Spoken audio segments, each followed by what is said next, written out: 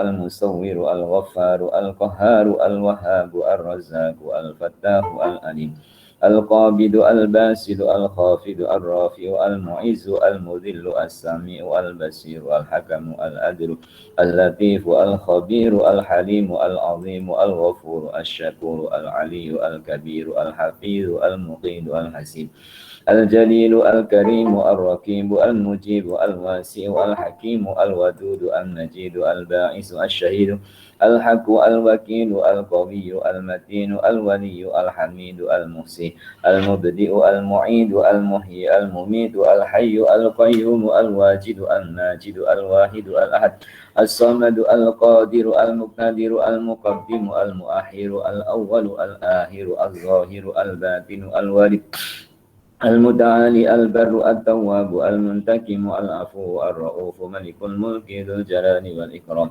المقسط الجامع الغني المغني المؤتي المانع الضار النافع النور الهادي البديع الباقي الوارث الرشيد الصبور الذي لم يلد ولم يولد ولم يكن له كفوا أحد ليس كمثله شيء وهو السميع البصير. الفاتحة. أعوذ بالله من الشيطان الرجيم. بسم الله الرحمن الرحيم. الحمد لله رب العالمين الرحمن الرحيم مالك يوم الدين إياك نعبد وإياك نستعين اهدنا الصراط المستقيم صراط الذين أنعمت عليهم غير المغضوب عليهم ولا الضالين آمين. بسم الله الرحمن الرحيم. اللهم أنت السلام ومنك السلام وإليك يعود السلام وحينا ربنا بالسلام وأدخلنا الجنة دار السلام تبارك ربنا وتعاليت يا ذا الجلال والإكرام برحمتك يا أرحم الراحمين. صلى الله على سيدنا محمد وعلى آله وصحبه وسلم والحمد لله رب العالمين. اللهم ارزقنا حبك وحب من أحبك وحب ما يقربنا إلى حبك يا الله. Wassallallahu ala sayyidina Muhammad wa ala alihi wa sahbihi wasallam. Alhamdulillahi rabbil alamin. Muslimin muslimah jamaah pengajian kitab Fathur Rabbani wa Faidur Rahmani li Syekh Abdul Qadir Al-Jilani yang dikasihi.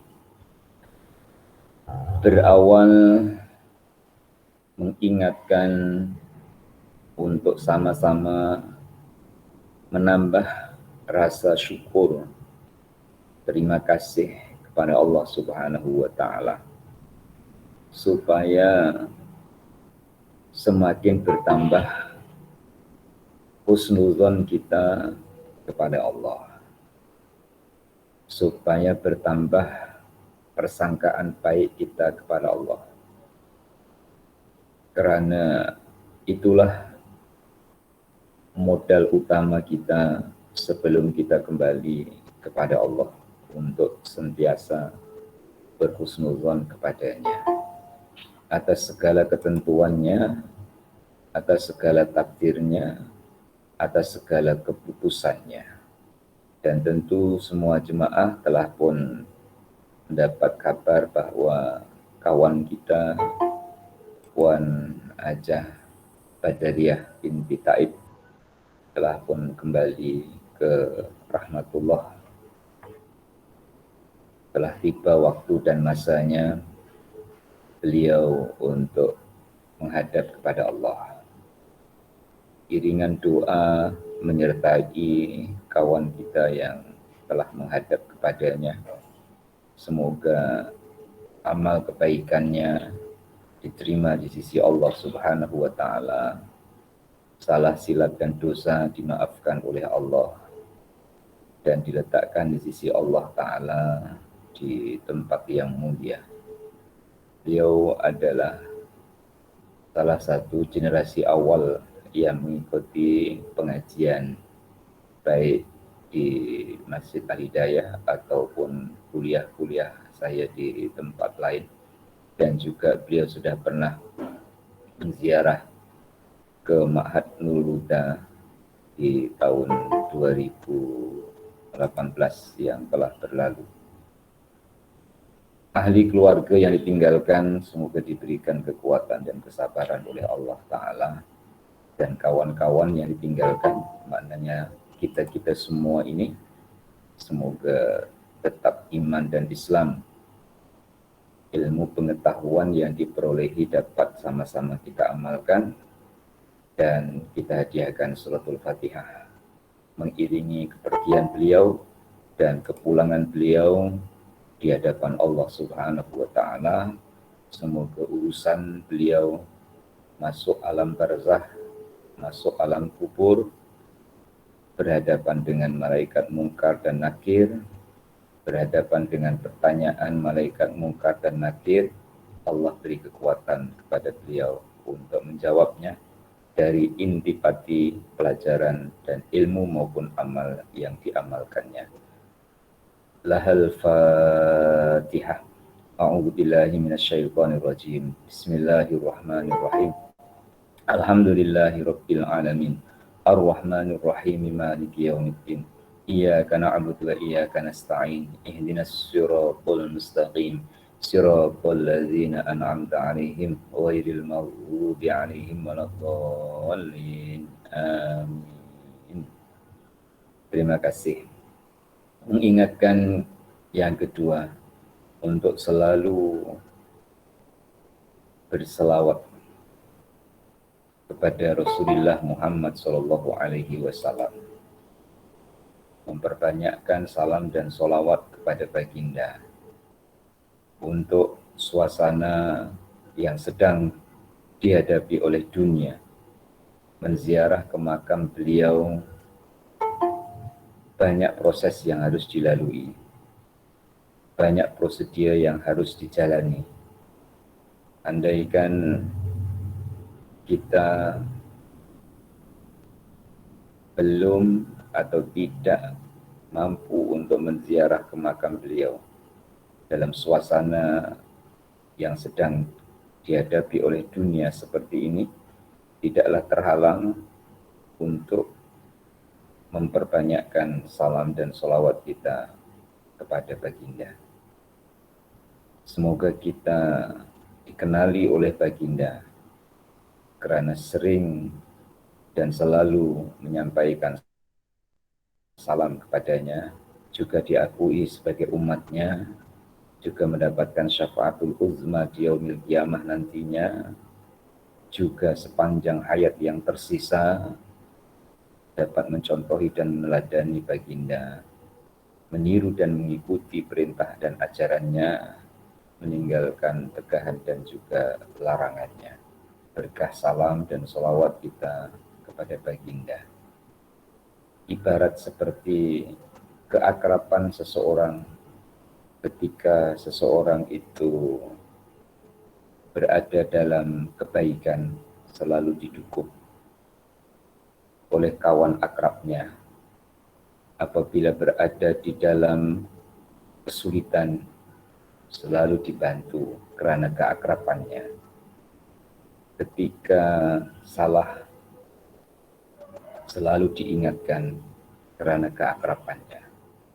Mengakrabkan diri kita kepada Rasulullah Shallallahu Alaihi Wasallam, yang apabila kita muhasabah, siapalah kita di hadapan baginda. Tapi orang-orang yang beriman tidak berhalangan untuk terus memperbanyakkan salam dan sholawat kepada baginda. Itulah yang kedua. Saya mengingatkan untuk diri saya sendiri, juga kawan-kawan jamaah pengajian Fatwa Rabbani pada pagi hari ini. Yang ketiga, saling mengingatkan juga tujuan tertinggi hidup kita. Tujuan tertinggi hidup kita adalah ridha Allah Ta'ala. Walaupun kita dipengaruhi dengan keadaan, beramal masih belum ikhlas karena Allah sepenuhnya, masih karena manusia atau masih karena makhluk, kita kuatkan dan kita teruskan. Karena ikhlas itu pertolongan Allah, ikhlas itu pemberian Allah. Di saat Allah menutup pintu selain pintunya, maka ikhlas itu akan datang dengan pertolongannya. Saya ulang, di saat Allah menutup pintu selain pintu kepadanya, maka ikhlas itu akan datang dengan pertolongannya. Maka kita teruskan untuk mencapai itu. Sehingga ada doa yang pernah saya kongsi dalam kelas di bilik kuliah Masjid Al-Hidayah dulu. Ilahi anta maksudi waridhoka matlubi. Ilahi, wahai Tuhanku, anta engkau maksudi, maksud atau tujuanku adalah engkau ya Allah. Waridhoka, dan redomu matlubi, yang aku cari. Dalam apa yang kita jalani, dalam apa yang kita lalui, kita cari di mana letak ridho Allah. Kemudian tanda Allah ridho, selalu saya ulang, semoga saya sendiri ingat, muslimin muslimah juga ingat, tanda Allah ridho itu jika kita ridho dengan ketentuan dan keputusannya. Tidak pun membantah, tidak pun bermasam muka, tapi terus berlapang dada dan terus berbaik sangka. Walaupun awalnya dirasa berat menerima sesuatu yang tidak selari dengan keinginan nafsu, tapi pada akhirnya insya Allah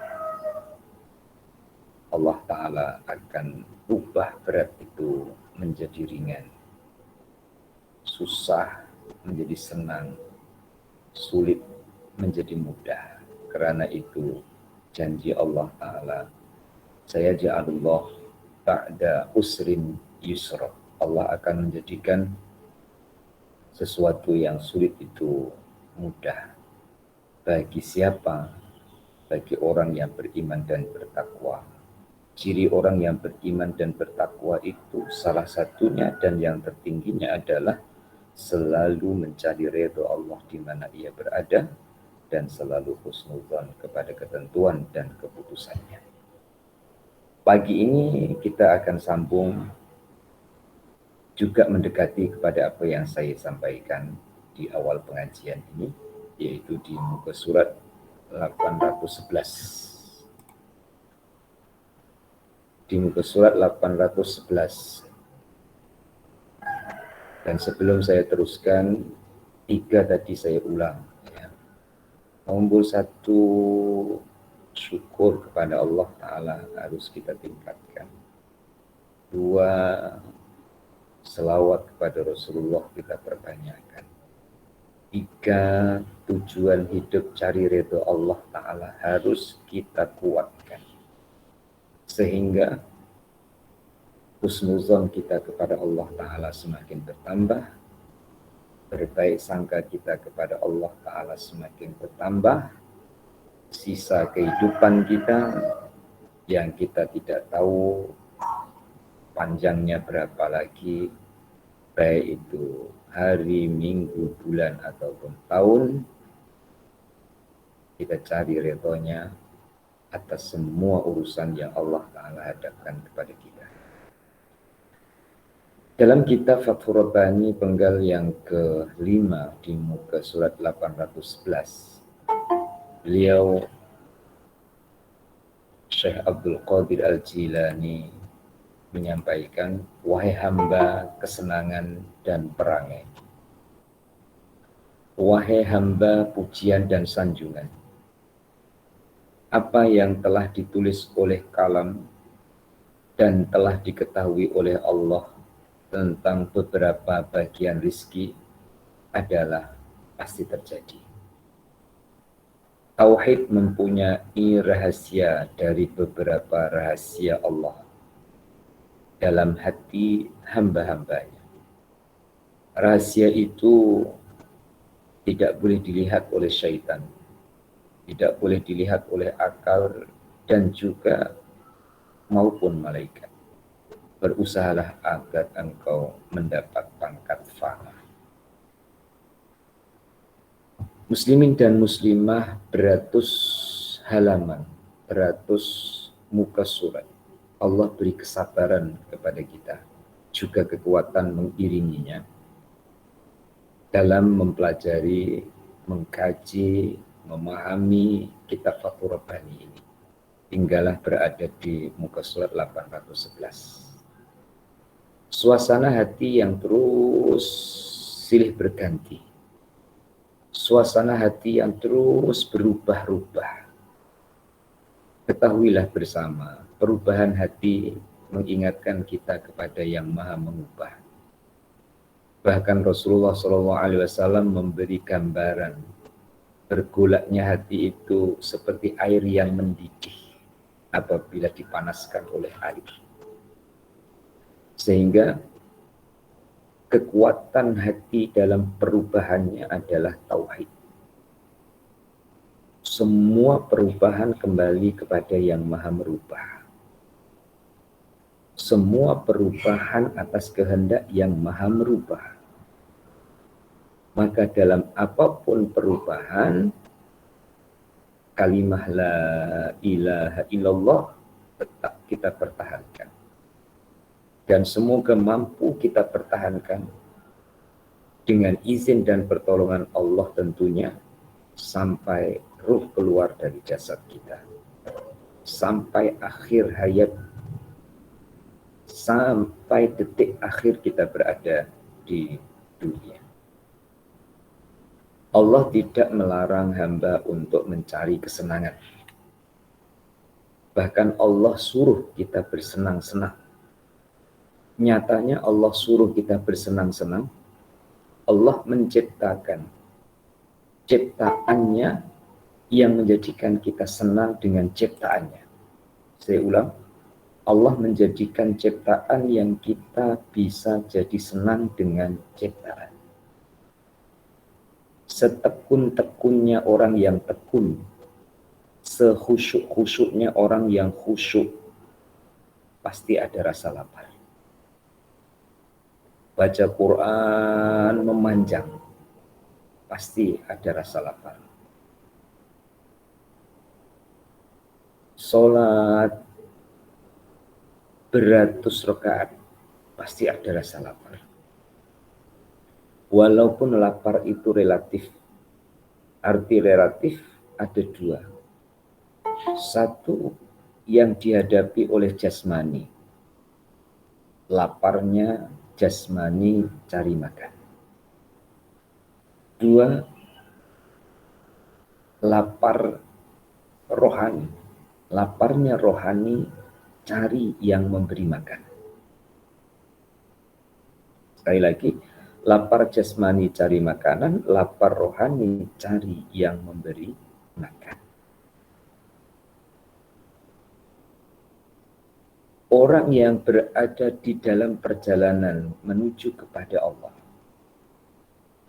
contoh melalui ayat Al-Quran, semakin bertambah ayat yang dibacanya, ia semakin rindu untuk ketemu dengan Allah Subhanahu wa Ta'ala. Begitu juga dalam laluan sholat, semakin bertambah rakaatnya, semakin bertambah rindunya kepada Allah. Artinya lapar itu dalam kerinduan. Jasmaninya bisa dikalahkan dengan kepuasan di hatinya. Mestinya ukuran normal 6 jam tidak makan itu lapar. Tapi dia tidak terasa lapar. Karena kepuasan yang diperolehi di dalam hatinya. Tapi kalau itu diteruskan berbahaya kepada kesehatannya. Puan-puan tidak terasa lapar selama 3 hari. Itu jumpa dokter. Pasti dokter kata ini berbahaya. Sebab organ tubuh memerlukan asupan makanan untuk vitaminnya ataupun proteinnya yang diperlukan oleh tubuh badan.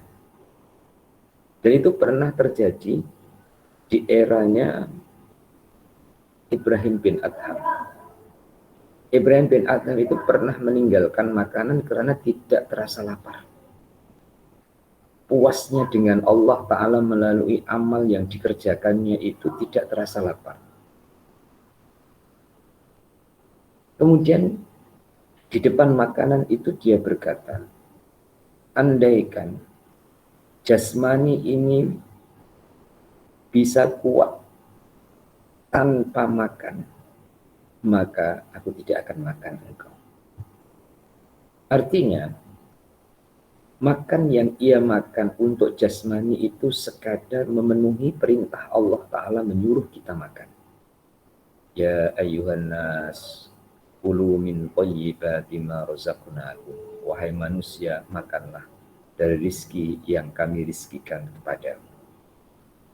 Bermakna, Allah Ta'ala menjadikan kita senang dengan sesuatu yang diciptakan.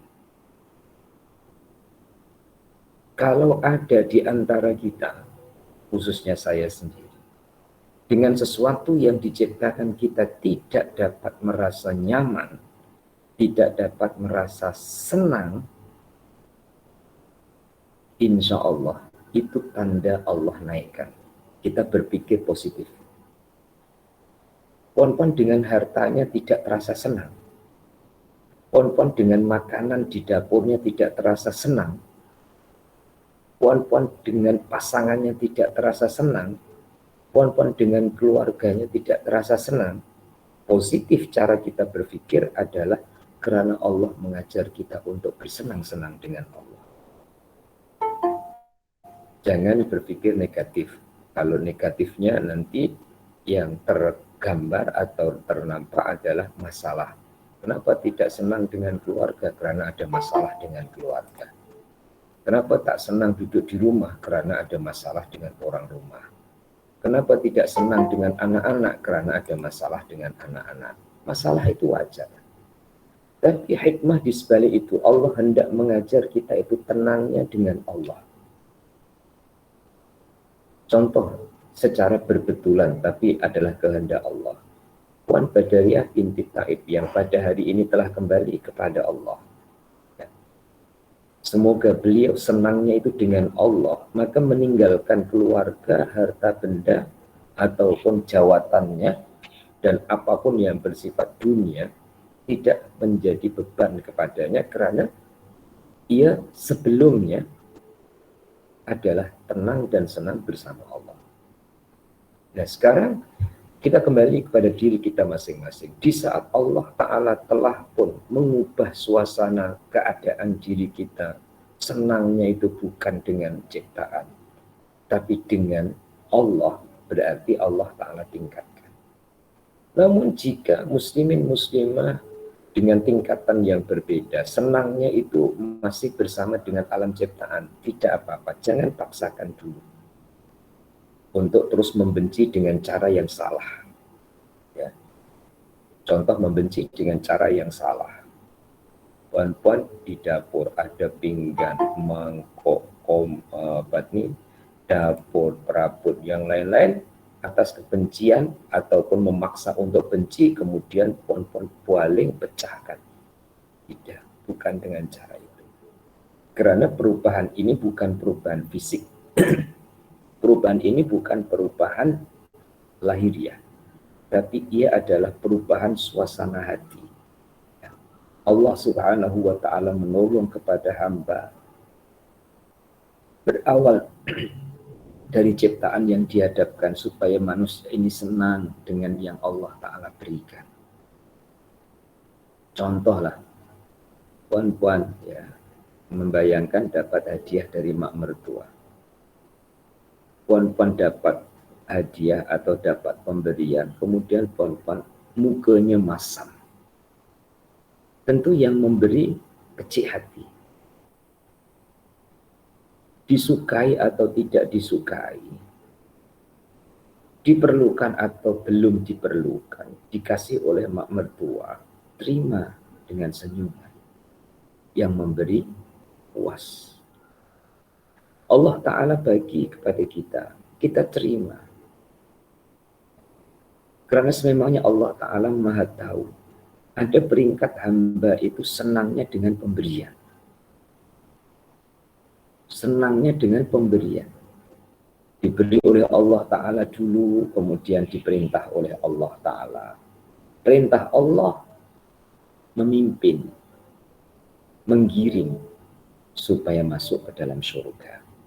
Allah bagi sehat, suruh sholat, supaya dapat rahmat Allah masuk surga.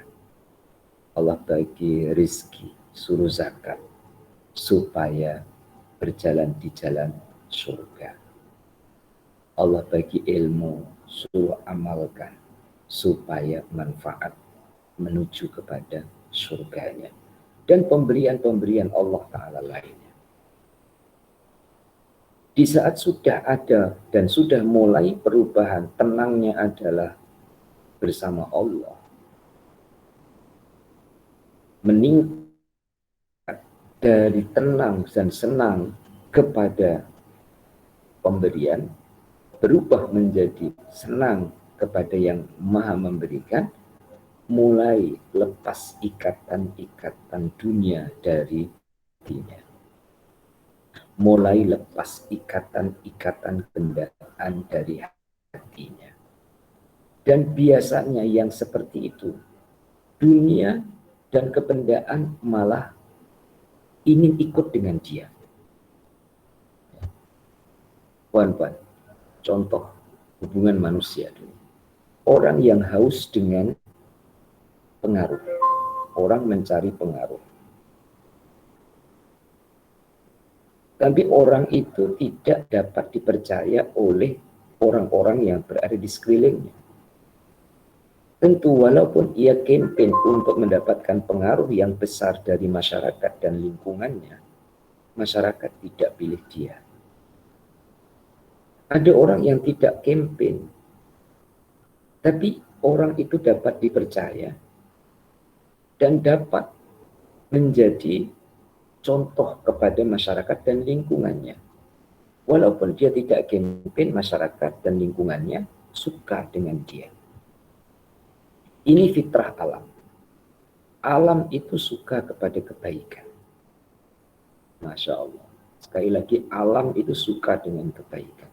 Maka orang yang baik, dan semoga Allah pimpin kita jadi orang baik, ya, itu alam akan suka. Allah Subhanahu wa Ta'ala yang akan menggerakkan. Alam ciptaan ini suka kepada orang-orang yang berbuat kebaikan. Jadi orang yang diberikan harta oleh Allah, kedudukan oleh Allah, kemudian tenangnya bukan dengan kedudukannya, bukan dengan hartanya. Harta itu ingin ikut dia, tapi dia ikut Allah. Dia tenang dengan Allah. Kenapa harta tetap ikut dia? Karena harta itu suka kepada orang-orang yang baik di sisi Allah Subhanahu wa Ta'ala. Maka muslimin dan muslimah bukan dengan cara yang salah membenci kepada alam ciptaan. Bahkan jangan dibenci. Bila melihat alam ciptaan itu yang terlihat adalah kuasa Allah yang menciptakan, tidak ada yang kita benci.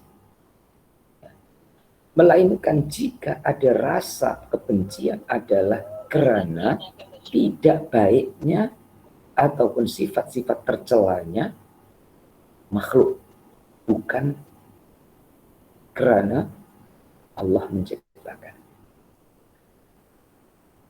Jadi pengajaran dan pengajian kita pada pagi hari ini, ada orang yang berada di dalam kategori hamba kesenangan, seperti awal penggal yang saya bacakan. Hamba pujian, hamba sanjungan. Ingin dipuji, ingin disanjung, ingin bersenang-senang. Itu adalah peringkat kanak-kanak. Apa yang dilakukannya, tujuan untuk bersenang-senang.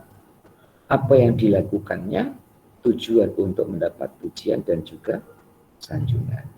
Tapi, insya Allah, bertambah umur, bertambah usia, bertambah ilmunya, bertambah kenal dengan Allahnya, akan bergeser, akan berubah, akan bertukar. Hubungan eratnya itu adalah dengan Allah. Dan hubungan erat dengan Allah Ta'ala ini ada dua. Satu, nampak dari lahiriahnya, nampak dari fisikalnya, taatnya kepada Allah, lahiriahnya itu kelihatan. Mulai dari menutup auratnya, menjaga peraturan syariatnya, meninggalkan larangan dan tegahannya. Tapi yang kedua, tidak kelihatan. Bahkan malaikat pun tak nampak. Jangankan malaikat, ya, puan-puan, dirinya sendiri itu bisa tidak melihat kebaikan yang dilakukannya. Bagaimana cara kita memahami? Teramat rahasianya dengan Allah Subhanahu wa Ta'ala. Ia tidak melihat dirinya, tapi dia melihat Allahnya. Dia tidak melihat kuasa dirinya, tapi dia rasakan itu kuasa Allah Subhanahu wa Ta'ala. Dan bila sudah sampai ke peringkat itu, tidak ada atau tidak mampu bahasa untuk menerjemahkannya. Tidak mampu bahasa untuk menerjemahkan, karena apabila diterjemahkan dalam bahasa bisa mengelirukan. Contoh seperti Al-Halaj, dalam jubahku ada Allah. Terlepas ucapan seperti itu mengelirukan kepada orang yang belum sampai ke makamnya. Akhirnya beliau harus menghadapi keputusan untuk dibunuh oleh Al-Hajjaj pada zaman dan pada eranya. Kalau di Indonesia, yang pernah dengan Syekh Siti Jenar harus menghadapi dihukum mati oleh Wali Sembilan karena ucapan yang mengelirukan kepada orang yang belum sampai kepada tahap itu. Jadi muslimin dan muslimah, rahasia paling rahasia dengan Allah sampai tidak diketahui oleh syaitan, tidak dilihat oleh malaikat. Ini adalah makam yang disebut fana. Fana itu artinya hancur. Puan-puan menghafal, dan saya percaya hafal, sifat 20. Wujud, qidam, baqo, mukhalafatul hawadisi sampai yang ke-20. Karena saya hanya akan ambil yang ketiga, wujud, qidam, baqo. Ya. Wujud artinya ada. Siapa yang ada? Allah. Berarti selain Allah tidak ada. Ringkasnya begitu. Ya. Qidam artinya terdahulu tanpa awalan. Berarti selain Allah Ta'ala itu adalah baru yang ada awalannya. Yang ketiga, baqo artinya kekal. Berarti selain Allah itu fana, tidak kekal. Nah, dari sifat 20 ini, yang ketiga Allah bersifat baqo, berarti makhluk bersifat fana. Tapi ternyata untuk merasa fana itu tidak semudah untuk menghafal perkataan fana. Sekali lagi, Allah bersifat baqo, artinya kekal. Berarti selain Allah, fana, artinya binasa. Untuk mencapai makam fana, beberapa tahap yang harus dilalui. Satu, melalui jalan ikhtiar. Ya. Dua, melalui jalan laduni. Jalan Allah angkat orang itu. Jadi makam fana, kedudukan fana, pangkat fana ini tidak melihat dirinya. tapi dia fokus untuk melihat penciptanya. Dan tentu bukan dilihat dengan mata seperti Firaun meminta Haman untuk membuat tangga setinggi langit. Artinya paling tinggi untuk melihat Tuhannya Musa. Bukan dengan cara itu. Tapi adalah dengan ketajaman mata hati. Muslimin dan muslimah di antara yang ikut pengajian ini pasti pernah beramal yang kita sendiri lupa dengan amal itu. Pernah beramal, tapi kita tidak perhatian terhadap amal itu. Pernah melakukan sesuatu, tapi kita tidak ambil kira sesuatu yang kita lakukan itu. Tentu yang saya katakan adalah amal-amal kebaikan. Ya. Tidak ambil kira, bahkan kita sendiri lupa.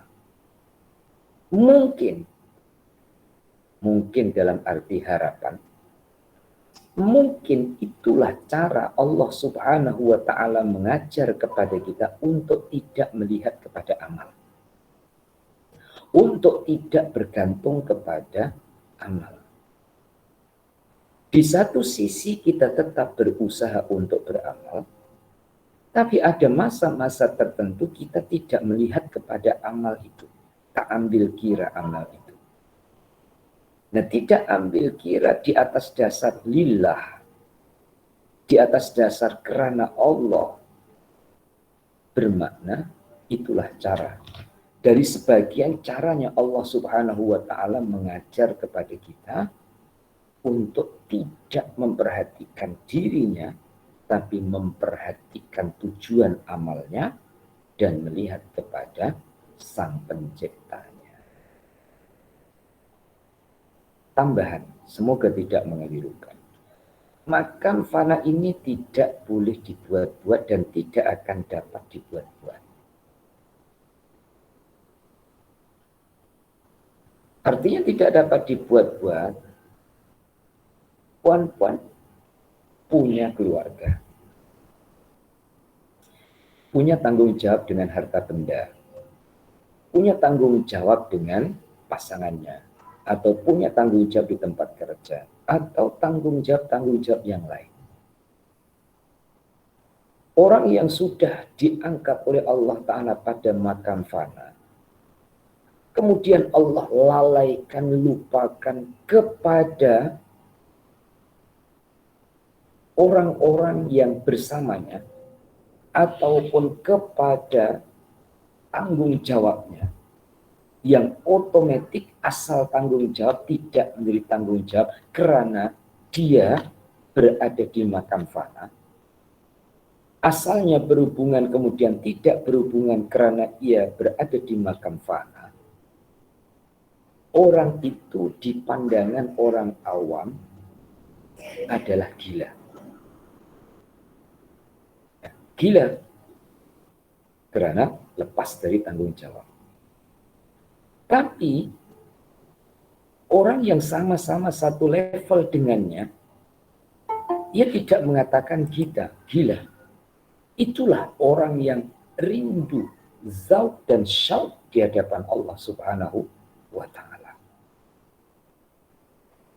Nah, orang-orang yang seperti itu bukan tidak ada. Kemudian Allah Subhanahu wa ta'ala menetapkan orang itu dalam keadaan seperti itu. Rindunya kepada Allah Subhanahu wa ta'ala, sukanya dengan Allah, cintanya dengan Allah, sampai tidak memperhatikan kepada lainnya, bahkan terhadap dirinya sendiri. Orang melihat kacamata awam seperti orang gila. Tapi ada yang Allah Ta'ala kehendaki sudah berada pada makam itu, kemudian Allah Ta'ala kembalikan lagi ke alam manusia. Saya contohkan ya, E dan B supaya mudah. E ini diangkat oleh Allah Ta'ala ke pangkat fana. Sehingga dengan kawan jadi tak kenal. Memang tak kenal, bukan dibuat-buat.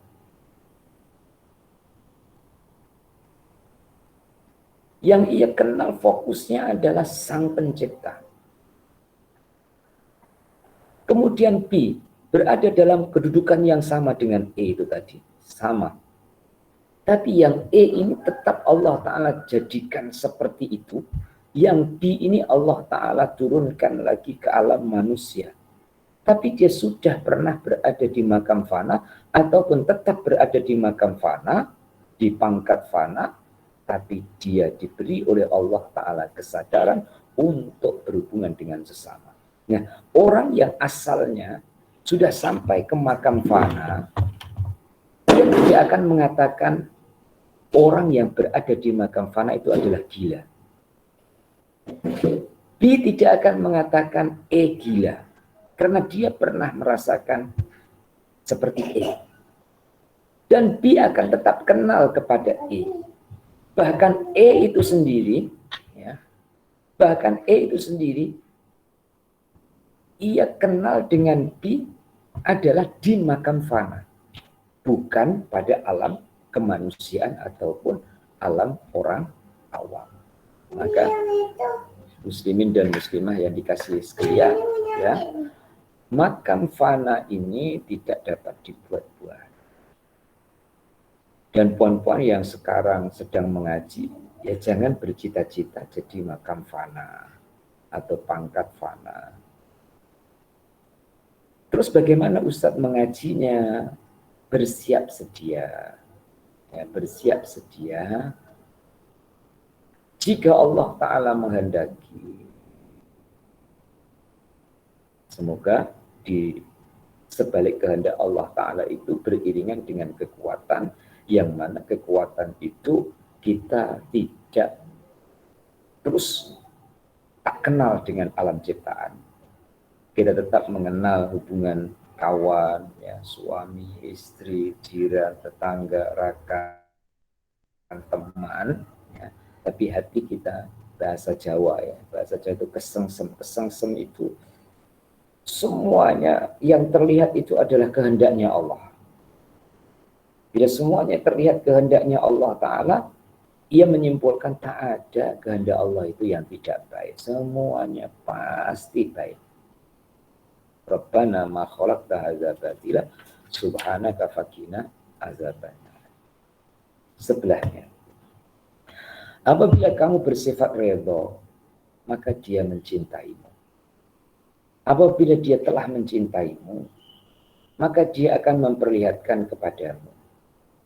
Maka seorang wali menemanimu untuk selamanya dengan ilmu apabila dia menemani. Dan seorang ahli ibadah selalu bersamamu dengan ibadahnya. Tidak ada yang mengetahui bahwa orang ini adalah murid thariqah kecuali seorang wali. Engkau mesti tunduk padanya apabila engkau mentaati Allah Subhanahu wa Ta'ala dalam kepatuhan ini, maka engkau akan selamat. Namun apabila tidak demikian, maka engkau akan diusir. Titik dulu. Muslimin dan muslimah jamaah pengajian Fatwa Bani yang dikasih dan semoga dirahmati oleh Allah Subhanahu wa Ta'ala. Tahap yang diucapkan dengan lisan, dan tentu yang mengucapkan yang sudah merasakan. Dengan berbaik sangka kita kepada penyusun, pada penasihat, yaitu Syekh Abdul Qadir Al-Jilani. Tahap-tahap itu pernah dilalui oleh beliau. Sehingga tahapan-tahapan yang pernah dilalui itu, beliau bisa atau boleh memberikan nasihat secara berurutan. Seperti redha. Redha itu menuai kecintaan Allah kepada hambanya. Sekali lagi, redha itu membuahkan, ya, membuahkan kecintaan Allah kepada hamba. Tentu kita semua ingin Allah mencintai kita. Jalannya tepuk dada, muhasabah. Sudahkah kita redha dengannya? Tahap yang kedua, bila Allah Ta'ala mencintai hambanya, maka Allah akan memperlihatkan. Apa yang diperlihatkan oleh Allah di sini tidak disebutkan. Artinya diperlihatkan adalah sesuatu yang tidak diperlihatkan oleh Allah kepada orang yang belum mencapai kecintaan Allah kepadanya. Seperti puan-puan punya barang yang bernilai.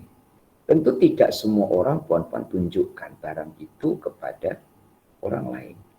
Tapi adalah orang-orang khusus yang puan-puan percaya, yang puan-puan suka dengannya, maka puan akan tunjukkan barang yang bernilai itu kepadanya.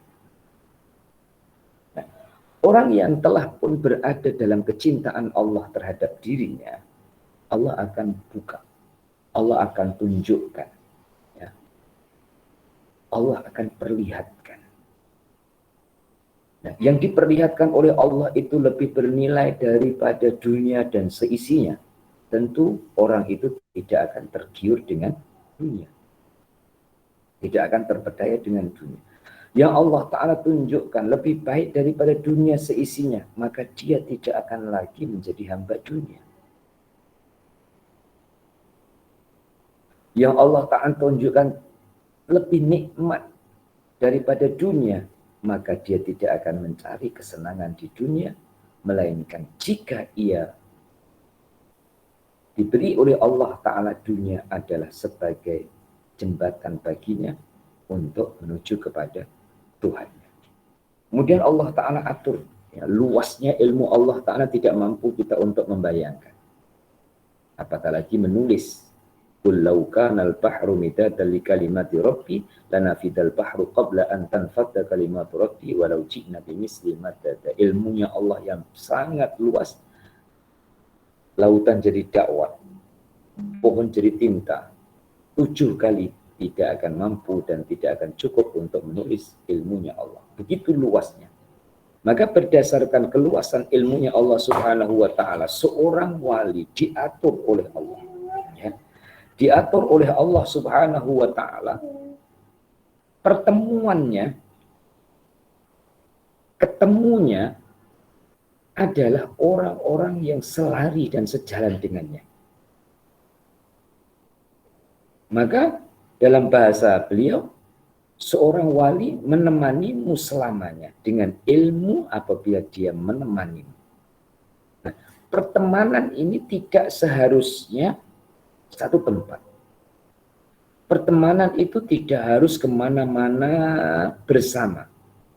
Tapi pertemanan ini adalah di mana berada sama tujuannya.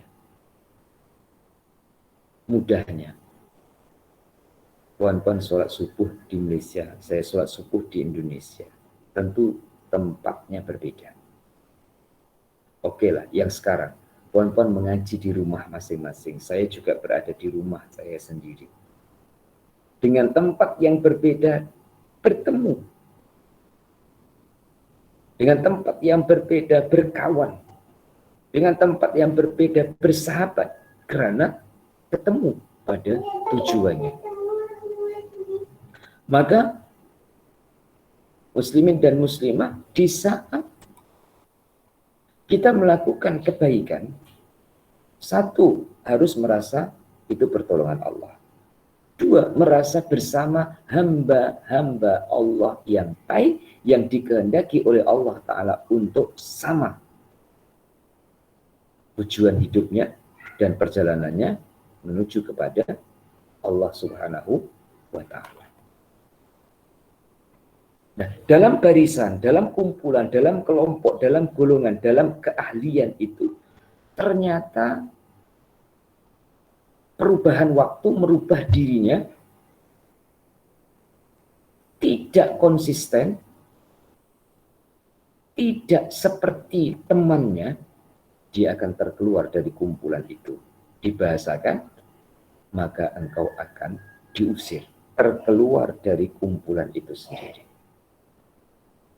Nah, ini menunjukkan bahwa hari ini, esok lusa adalah harinya Allah yang telah diserahkan oleh Allah hari ini, esok masih dirahasiakan.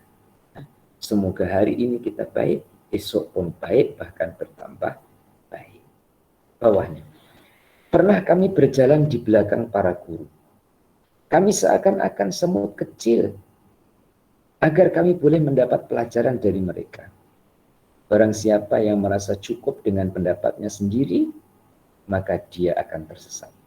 Dan setelah berbicara, beliau melanjutkan nasihatnya sebagai berikut. Nasihatnya, ditinggal, lalu diambil, lalu diambil.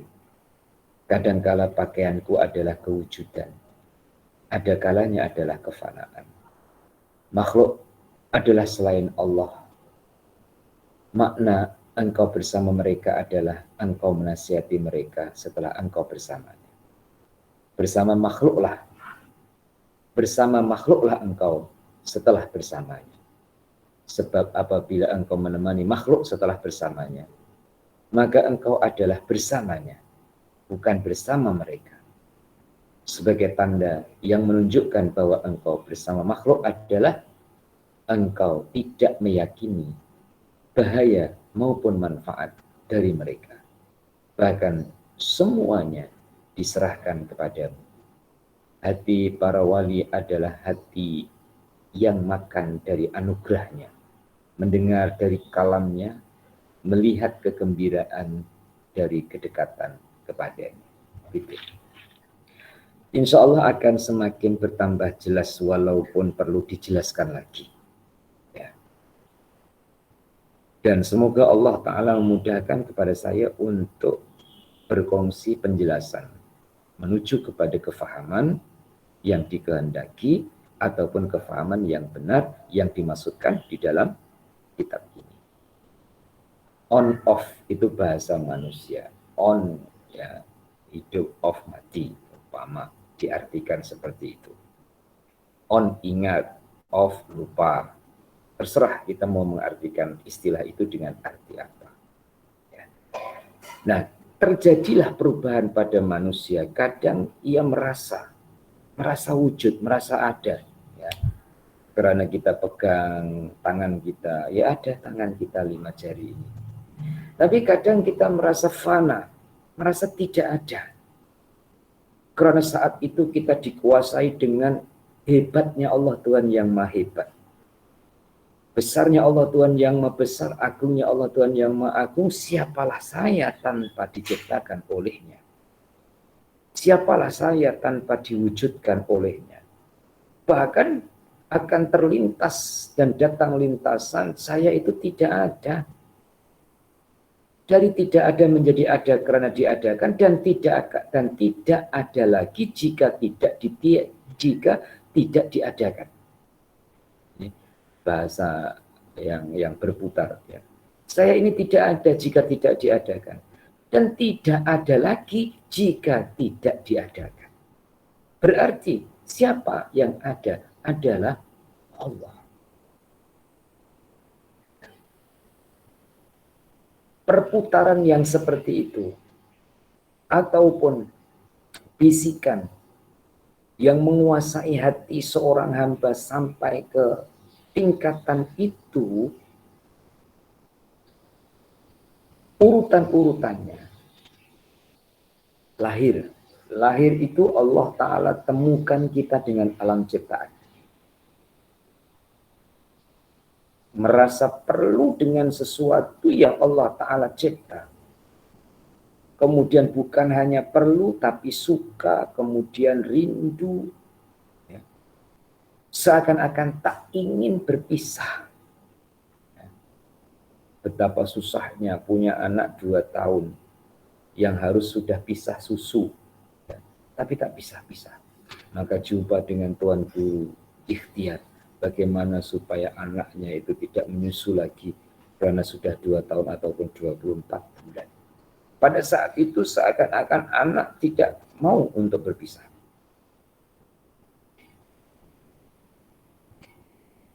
Tahapan yang kita lalui, yang telah berlalu, dari tahap kanak-kanak, kemudian remaja, kemudian dewasa, dan tahap kita saat ini, tahap kita yang sekarang ini, insya Allah telah melalui satu tahapan, di mana tahapan itu adalah Allah Subhanahu wa ta'ala temukan kita dengan ciptaannya, kemudian Allah ingatkan kita kepada yang menciptakannya, kemudian Allah turunkan lagi kita, hadapkan lagi kita kepada alam ciptaannya. Saya pandu dalam syariat sholat. Saat kita sholat, Allahu Akbar, takbiratul ihram, kita harus melepaskan yang lainnya. Kita harus melepaskan yang lain. Tapi setelah sholat, kita bisa berhubungan dengan yang lain. Orang yang berada di dalam tingkatan fana, dia melepas hubungan dengan orang. Tapi jika Allah Ta'ala telah turunkan kembali, maka dia akan berhubungan lagi dengan sesama.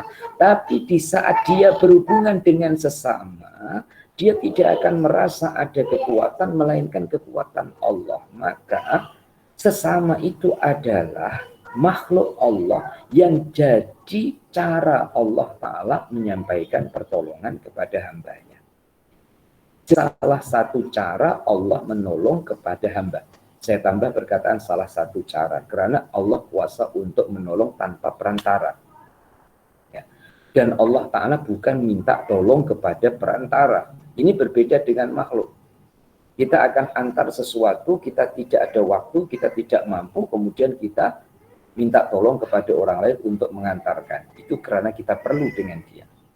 Allah Ta'ala jadikan hamba sebagai perantara bukan karena Allah perlu, tetapi itulah cara Allah Ta'ala untuk mengajar kepada hamba bahwa kuasa Allah Ta'ala ini kuasa untuk membantu dengan perantara, dan kuasa Allah langsung tanpa adanya perantara. Nah, langsung tanpa adanya perantara ini adalah di penggal yang paling bawah, hati makan dengan anugerahnya. Tidak menggunakan nasi, tidak melalui lauk, ikan, udang, dan lain-lain.